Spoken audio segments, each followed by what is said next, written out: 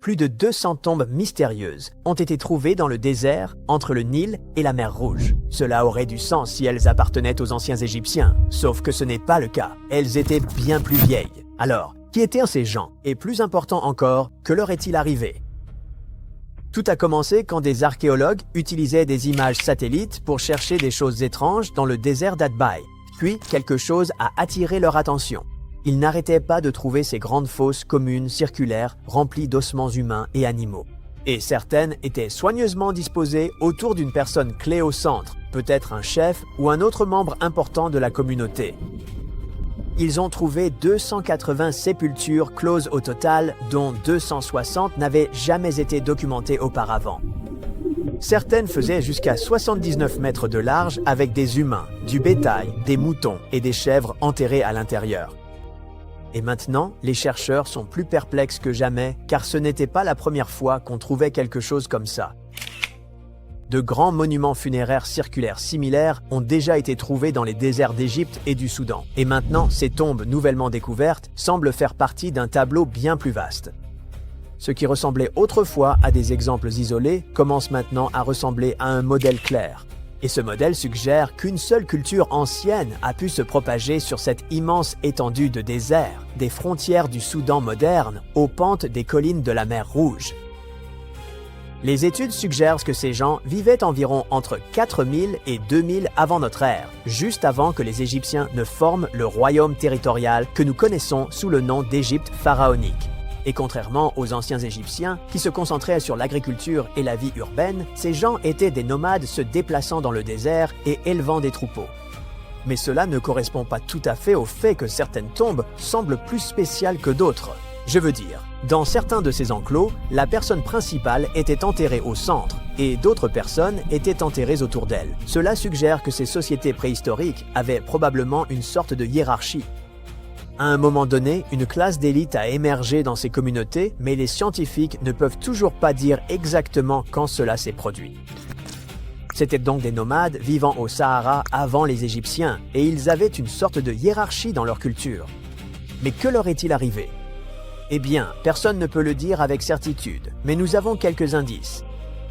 Beaucoup de ces monuments ont été construits quand le Sahara commençait à s'assécher. Oui, il y a longtemps, ce désert était en fait vert.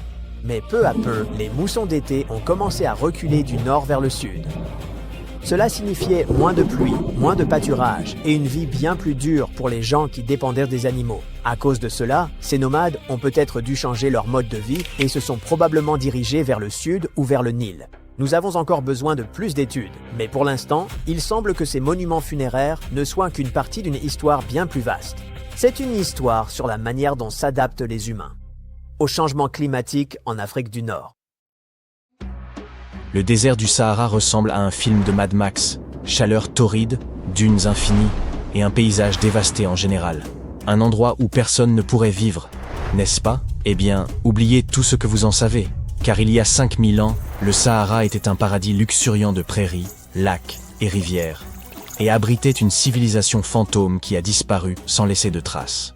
Notre histoire commence dans les années 1930, lorsqu'un explorateur hongrois est tombé sur une grotte au milieu du Sahara. À l'intérieur, il a découvert quelque chose de bizarre. Des peintures rupestres anciennes représentant des personnes nageant dans un lac, entourées de girafes, d'hippopotames et de crocodiles. À l'époque, tout le monde a haussé les épaules, en considérant cela comme une représentation symbolique de l'au-delà. Car, franchement, qui pourrait imaginer un lac dans le Sahara ? Avance rapide d'environ 70 ans plus tard, lorsqu'un groupe d'archéologues a fait une découverte qui a renversé la situation. Dans un abri sous roche en Libye, ils ont mis au jour 15 momies, ainsi que des paniers, des pots en céramique et d'autres objets du quotidien. Cela peut sembler des déchets préhistoriques pour la plupart des gens. Mais pour les archéologues, c'était comme découvrir une pièce à conviction clé. Ces personnes ne faisaient pas que passer par là. Elles vivaient ici. Vous voyez, ce n'était pas n'importe quelle momie, elle faisait partie des plus anciens humains naturellement momifiés jamais découverts, datant de plus de 7000 ans. Ha ha ha, prends ça, Égypte. 2 d'entre elles avaient encore un ADN lisible. Préservé grâce à un rare processus de momification naturelle, presque un miracle compte tenu de la capacité du climat du Sahara à transformer tout en viande séchée. Les scientifiques ont eu du mal pendant un certain temps à comprendre d'où provenaient ces momies, car l'ADN mitochondrial qu'ils avaient récupéré n'était pas du tout utile. Mais grâce au progrès scientifique, ils ont finalement réussi à effectuer une analyse génomique complète qui a révélé d'étranges secrets.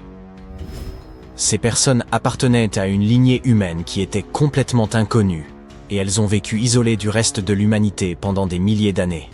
Pendant des décennies, les chercheurs ont supposé que l'endroit où ils vivaient, le Sahara vert, était comme une autoroute préhistorique, un couloir luxuriant que les humains et les animaux utilisaient pour migrer entre l'Afrique subsaharienne et la Méditerranée. Mais les momies ont démoli cette théorie comme un hippopotame assis sur un château de sable. Leur ADN ne montrait aucun mélange génétique avec des migrants subsahariens et eurasiens, gardant leur gène pur pendant 7000 ans. Leurs plus proches parents génétiques n'étaient pas leurs voisins vivant juste en dessous du célèbre désert, mais certains anciens chasseurs-cueilleurs du Maroc, et même des individus qui vivaient en République tchèque, alors qu'elle n'était même pas encore un pays, il y a 50 000 ans. Nous ne sommes pas encore sortis d'affaire car ces momies portaient également de minuscules traces d'ADN de Néandertal, seulement 10% de la quantité trouvée chez les Eurasiens modernes. Si vous avez fait attention à l'école, alors vous savez que les Néandertaliens vivaient en Europe et en Asie, et que les premiers humains ne se mélangeaient avec eux qu'après avoir migré hors d'Afrique. Mais ces gens du Sahara vert n'ont jamais quitté l'Afrique. Alors comment ont-ils acquis des gènes de Néandertal ? La théorie dominante est que leurs ancêtres se sont mêlés aux Néandertaliens en Afrique du Nord il y a 50 000 ans avant de s'installer dans le Sahara et de couper les contacts avec le monde extérieur. Les archéologues ont également trouvé des os de bétail et des outils en pierre et en bois dans cet abri sous roche, prouvant que ces personnes menaient une vie pastorale florissante. Cette découverte a laissé les scientifiques perplexes pendant un certain temps, car, voyez-vous, la domestication des animaux ne s'était pas développée en Afrique. Alors, comment ont-ils appris cela s'ils ne se sont jamais mêlés à quiconque ? Avaient-ils des tutoriels YouTube anciens ? Probablement pas. Les chercheurs pensent qu'ils ont dû échanger des connaissances avec des groupes voisins, mais uniquement des connaissances, pas de salive. Il est presque difficile de croire qu'aucun étranger ne s'est mêlé à eux. Après tout, qui ne voudrait pas vivre dans une civilisation prospère, au milieu d'un paradis vert, en buvant du lait, en mangeant de la viande et même en utilisant le sang animal comme source de protéines. Miam! Ils n'avaient pas besoin de chasser pour chaque repas, grâce à leur bétail, et l'eau abondante rendait la vie vraiment agréable. Et pourtant, ils n'épousaient jamais d'étrangers. Pourquoi ? Peut-être que c'était un choix culturel de ne jamais sortir en dehors de leur propre groupe, ou peut-être que le paysage même les gardait isolés. C'est là que les scientifiques misent. Ils croient que les forêts denses et les rivières qui existaient dans le Sahara vert agissaient comme le panneau défense d'entrée de la nature, créant une barrière géographique qui isole les animaux, les plantes et les sociétés entières. Cette isolation est la raison pour laquelle leurs gènes étaient nés si uniques. Ces gens-là n'échangeaient pas de baisers avec qui que ce soit d'autre. Mais cette capsule temporelle génétique a failli ne pas survivre. Pendant la majeure partie de la dernière ère glaciaire, le Sahara était encore plus impitoyable qu'aujourd'hui, une véritable zone morte où les humains ne pouvaient pas survivre. Il y a 70 000 ans, même les gens les plus résistants ont disparu, se retirant vers la vallée du Nil et la côte méditerranéenne. Pourquoi ? Parce que la Terre était un tyran climatique. D'énormes glaciers ont volé toute l'humidité, affaiblissant les moussons jusqu'à ce que les nuages de pluie atteignent à peine l'Afrique du Nord. Puis vinrent les coups de grâce. Des armadas d'icebergs ont inondé l'Atlantique Nord, déclenchant des sécheresses dévastatrices à chaque fois. C'était l'ultime époque du défense d'entrée du Sahara. Maintenant, vous vous demandez probablement comment le Sahara est devenu vert après tout cela, pour redevenir ensuite un désert. Eh bien, tout a commencé il y a 15 000 ans. Je n'étais pas là à cette époque, lorsque la Terre se libérait de la dernière ère glaciaire. L'axe de notre planète était un peu instable, et à cause de cela, l'hémisphère nord s'est rapproché du Soleil, recevant ainsi plus de lumière et de chaleur. Cet été éternel a transformé l'Afrique du Nord en un gigantesque aimant à humidité, attirant l'eau de l'Atlantique et la faisant pleuvoir sur le Sahara. Le résultat de cette quantité incroyable de pluie fut une savane luxuriante, dotée de lacs de la taille de petits pays. Mais la période humide africaine n'était pas juste un miracle ponctuel. La vérité est que ce passage éternel entre le vert et le désert a eu lieu plus de 230 fois dans le Sahara depuis que le désert est né. Lors de l'un de ces événements, le Sahara s'est même étendu, devenant plus grand qu'il ne l'est aujourd'hui. Donc, lorsque le Sahara vert a fait son apparition, vous pouvez parier qu'il a apporté la transformation ultime de l'écosystème. Ce n'était pas juste une légère couche de gazon. On parle d'une véritable métamorphose. La transformation était si complète qu'elle a même remodelé les populations animales. Les guépards ont soudainement eu du mal avec les nouvelles dynamiques de proie tandis que les rongeurs, comme la souris multimammaire, prospéraient dans les prairies devenues soudainement abondantes. C'était comme un Tom et Jerry inversé. Mais n'emballez pas encore vos maillots de bain préhistoriques, ce paradis avait des dents. Le Sahara était un labyrinthe écologique de rivières infestées de crocodiles, de moustiques porteurs de la malaria et de grands félins tapis dans les hautes herbes. Le traverser aurait été comme jouer à une version réelle de Hippoglouton. C'est probablement pourquoi davantage de groupes ne se sont pas installés de manière permanente. Le climat du Sahara a basculé entre des périodes humides et sèches tous les 20 000 ans. Difficile d'appeler cela un code postal stable. Pour la plupart des anciens peuples, il était plus judicieux de considérer le Sahara vert comme un buffet à volonté, prendre les ressources et partir avant que le désert ne revienne. Cependant, cette période du Sahara vert a duré 10 000 ans, laissant à nos bergers mystérieux beaucoup de temps pour prospérer. Mais il y a environ 5 000 ans, l'axe de la Terre a de nouveau changé, les pluies se sont éloignées, et le Sahara s'est asséché plus vite qu'une flaque d'eau en juillet. Alors que le désert faisait son retour, les bergers du Sahara vert n'eurent d'autre choix que de rassembler leur bétail et de partir. Certains chercheurs pensent qu'ils ont migré vers le Nil, posant ainsi les bases de l'Égypte antique. Je suppose donc que leur héritage perdure. De plus, leur lignée pure est peut-être éteinte de nos jours, mais quelques gènes ténus des momies peuvent encore être trouvés chez les habitants de l'Afrique du Nord actuelle. Mais les momies introverties n'étaient pas les seules à utiliser le Sahara vert comme Airbnb. Elles avaient en réalité des voisins juste au coin de la rue, dans un village au bord d'un lac au Niger, pour être précis. Ces personnes ont prospéré pendant 5000 ans et ont laissé derrière eux le plus ancien cimetière du désert du Sahara, comprenant un homme enterré dans une carapace de tortue, un homme d'Halloween souriant avec des dents limées, et une étreinte familiale poignante figée dans le temps, victime des mêmes eaux qui les ont soutenus. Finalement, ces personnes ont également disparu, tout comme cela est arrivé à nos amis antisociaux. Cela prouve que ce désert déjoue tout le monde avec un paysage qui offre le paradis d'une main et le retire de l'autre. Si vous observiez le Sahara depuis l'espace en ce moment même, vous verriez un spectacle surprenant. Une terre aride parsemée de lacs et de rivières au Maroc et en Algérie. Tout cela grâce aux fortes pluies de début septembre 2024. Ce ne sont pas des oasis, c'est juste le Sahara qui revient à son état d'origine. Croyez-le ou non, il y a des lustres, l'un des plus grands déserts de la planète était en fait un paradis luxuriant regorgeant de verdure. Voyons d'abord comment le Sahara s'est transformé en désert. Pendant la dernière période glaciaire, la terre était beaucoup plus froide et de grandes calottes de glace recouvraient une grande partie des terres émergées. À cette époque, le désert du Sahara était beaucoup plus vaste qu'aujourd'hui et il y avait moins de forêts tropicales sur notre planète.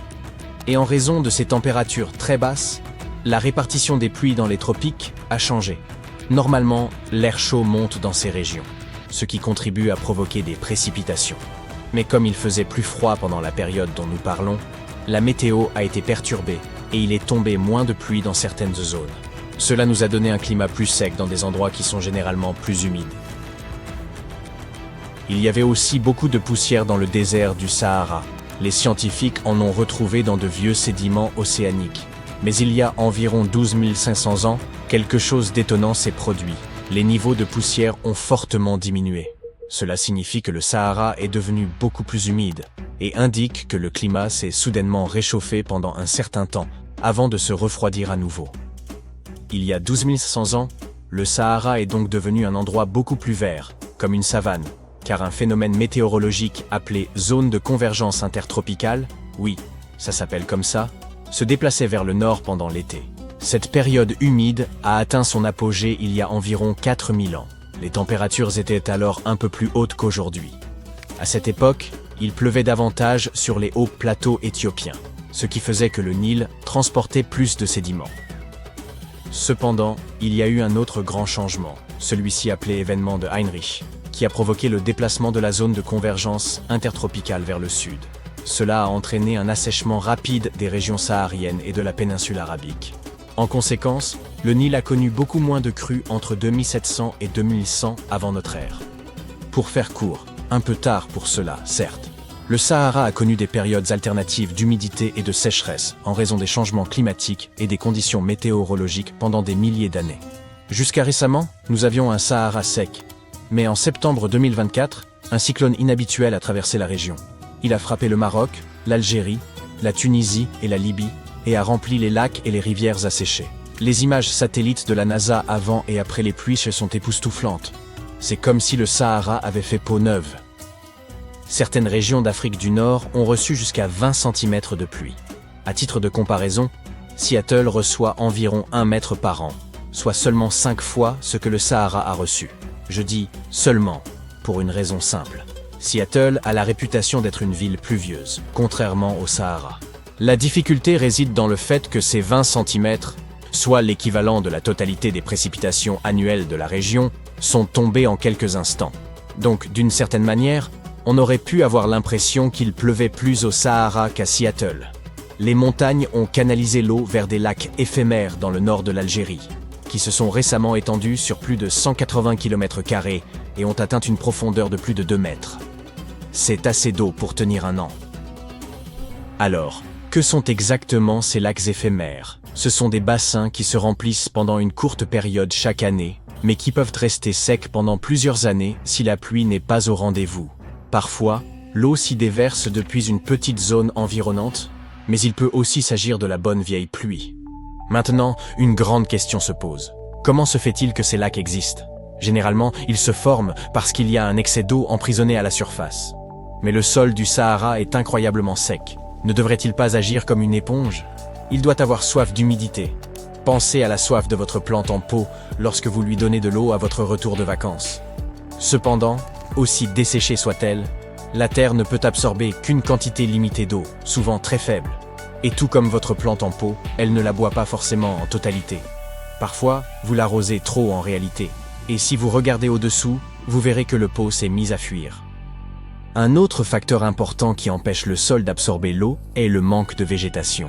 Dans des conditions normales, les arbres, les arbustes et diverses plantes aident à retenir l'humidité. Dans le désert, cependant, c'est presque impossible. Il y a peut-être quelques palmiers, mais c'est à peu près tout. Cela explique également la formation de ces lacs temporaires. Les précipitations qui ne sont pas retenues par les plantes s'accumulent dans les vallées et les dépressions de faible altitude, créant ces étendues d'eau éphémères. Ces lacs ne durent peut-être que peu de temps, mais cela ne veut pas dire qu'on ne devrait pas les nommer. Par exemple, le magnifique lac orné de palmiers ondulants que vous voyez ici s'appelle le lac Yasmina, situé dans la ville oasis de Merzouga. Dans certaines zones du désert, là où les dunes s'élèvent, on pourrait croire à un mirage, mais ce n'en est pas un. Les dunes de sable sont en partie recouvertes d'eau. Vous vous souvenez que j'avais parlé de 20 cm? Eh bien, ce n'est pas tout à fait exact pour certaines régions. En effet, il y a des endroits où l'inondation a été si importante que les palmiers ont été submergés jusqu'à leur cime. La dernière fois que nous avons vu une averse aussi intense, c'était il y a 30 à 50 ans. Mais cette pluie a été plus que bienvenue. Après 6 années consécutives de sécheresse, le Maroc en avait vraiment besoin. Les lacs, qui étaient à sec depuis des décennies, comme le lac Iriki, ont enfin reçu l'eau dont ils avaient tant besoin. Une analyse récente a révélé que sur les centaines de tempêtes qui ont frappé la région depuis 2000, seules 6 ont apporté suffisamment de pluie pour commencer à remplir ce lac. Et parmi celles-ci, seules 2 ont permis d'atteindre un niveau plus élevé que celui que nous avons observé en septembre 2024. Ainsi, si ces pluies torrentielles semblent être une bénédiction, la grande question est de savoir si elles vont durer. La réponse est oui. Lorsque l'air humide provenant des régions équatoriales rencontre l'air chaud et sec du nord, le désert du Sahara a tendance à recevoir davantage de pluie. Les scientifiques affirment que cette zone de collision se déplace vers le nord à mesure que la planète se réchauffe, et elle se réchauffe, et qu'elle devrait donc continuer à se déplacer dans cette direction au cours des 2 prochaines décennies. Mais je suis peut-être un peu trop optimiste. La vérité, c'est que les nouvelles ne sont pas entièrement positives. En réalité, personne n'était vraiment prêt à faire face à une telle inondation. De plus, n'oubliez pas qu'il ne s'agit pas d'un pays d'Asie du Sud-Est où les gens ont l'habitude de tant d'eau, mais du Sahara, une région aride. Cela dit, je pense que vous voyez où je veux en venir. Tragiquement, 18 personnes au moins ont perdu la vie à cause des pluies intenses dans le sud du Maroc. Et les autorités se préparent à des pluies encore plus fortes. Mais si c'est le cas, cela pourrait-il signifier que le Sahara est menacé d'extinction? Et qu'est-ce que cela signifierait pour nous? Cela peut sembler un peu étrange. Mais notre planète dépend aussi des déserts, et le Sahara ne fait pas exception. À première vue, il peut sembler stérile et sans intérêt. Mais les déserts jouent un rôle crucial dans notre écosystème. Ils constituent d'importants sites de stockage du CO2. On appelle cela des puits de carbone net. À lui seul, le Sahara en contiendrait environ 1000 milliards de tonnes. Dans la lutte contre le changement climatique, ces déserts servent de tampons, contribuant à maintenir les températures à des niveaux acceptables. Oui, les déserts sont brûlants, mais ils sont un peu comme le système de climatisation de la planète. De plus, les sables du désert sont une source de nutriments pour les zones luxuriantes, comme les forêts tropicales humides. Croyez-le ou non, les scientifiques ont découvert que les particules de sable du Sahara contribuent à nourrir la forêt amazonienne. Ces particules traversent l'océan Atlantique, portées par les vents, jusqu'en Amérique du Sud, où elles enrichissent le sol du bassin amazonien. Sans le Sahara, les experts estiment que la forêt amazonienne pourrait être sérieusement menacée.